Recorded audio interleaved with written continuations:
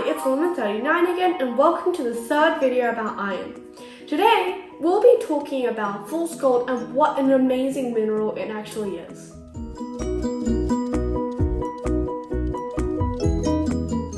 Many people don't know that the steely silver shine of iron can be completely different.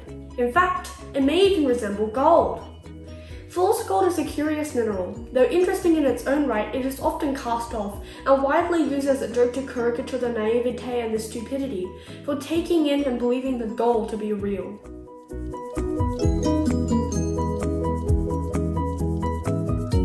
Possessing a brassy yellow color similar to that of real gold to the untrained eye, iron pyrite has been the ruin of more than a few hopeful prospectors in the goldfields during the gold rushes in 1800s Australia and America.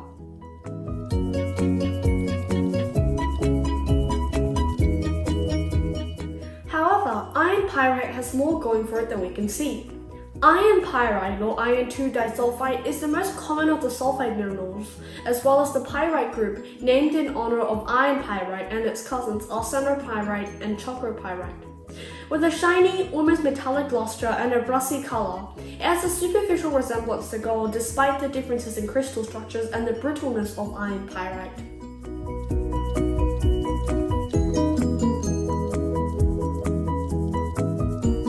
Despite this, iron pyrite is surprisingly easy to tell from gold, if you have a large enough piece, that is. A cubic centimeter's worth of iron pyrite only weighs about 5 grams, while real gold is as heavy as 19.3. The difference of 15 grams in densities is a helpful guide, especially when you have large pieces of the pyrite.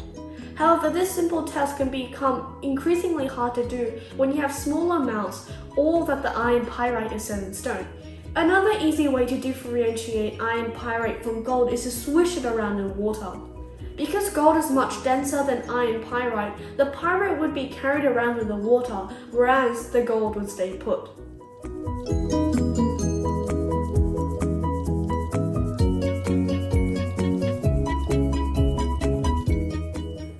Iron pyrite is usually found in cubic crystals, though the shape and size can be affected by a variety of conditions, including the pressure and the impurities in the iron pyrite, which should make it form into an almost perfect dodecahedron.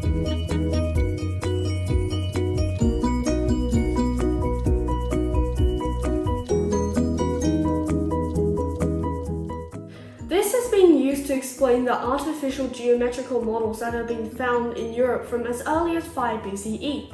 However, iron pyrite can also be found in nature as a mineral known as marcasite, a brittle crystalline white version of the brassy yellow iron pyrite with the same chemical formula of FeS2.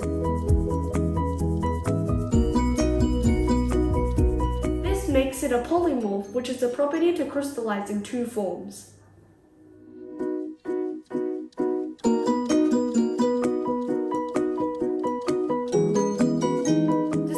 Having a metallic appearance, iron pyrite is more of a semiconductor than a conductor, which led to its use in the non-rechargeable energizer batteries, as well as being proposed as a non-toxic, low-cost alternative to the regular solar panels.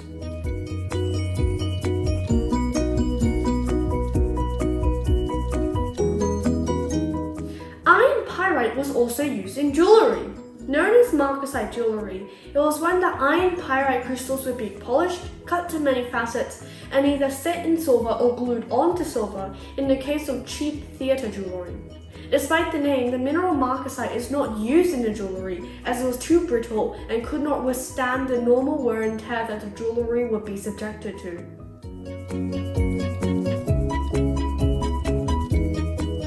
However, iron pyrite can be dangerous too. Because it can send sparks when struck by something, the Kaurna people of South Australia used it to light their fires, striking it with flint. This was also independently discovered by the Europeans, who exploited it for use in their guns. From the 1500s to the 1600s, iron pyrite was used in the gun as a part called the wheel lock because it produced a spark when struck against by steel, producing the heat that would ignite the gunpowder, which would explode and make the bullets fly. This was later replaced by the flintlock, which was cheaper and easier to make despite some clear disadvantages, such as a longer ignition time. Iron pyrite is also unstable when exposed to air and water, reacting with the air to form sulfates, which will then react with water, making sulfuric acid.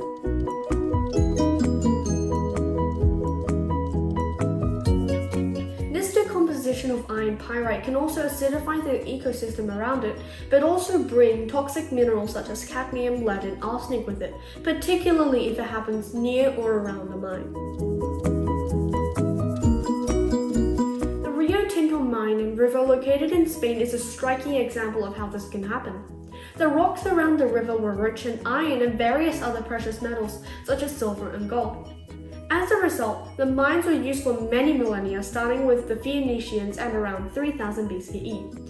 The mines were also so rich in iron pyrite, having been contained in an area known as the Iberian Pyrite Belt, with massive amounts of many minerals as well as the highest concentrations of sulfides on the planet, including iron pyrite.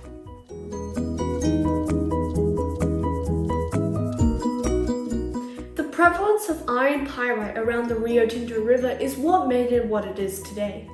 The rocks were already rich with the unstable iron pyrite, and mining only accelerated the chemical process. The iron pyrite from the mines and contained in the rocks around the river were exposed to oxygen as a result of the extended mining activity and leached into the Rio Tinto River, causing it to acidify.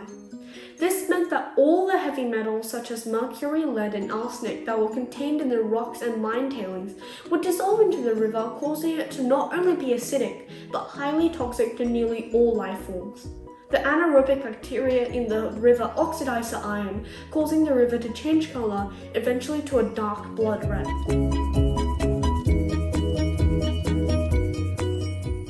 Even to this day, the red color and the acidity of this river stays intact, as a reminder to keep our environment clean or face the consequences. Hi, it's Lama39 again, and thank you for watching this video. Next time, we'll be talking about iron in China and the long history that China has had with this element.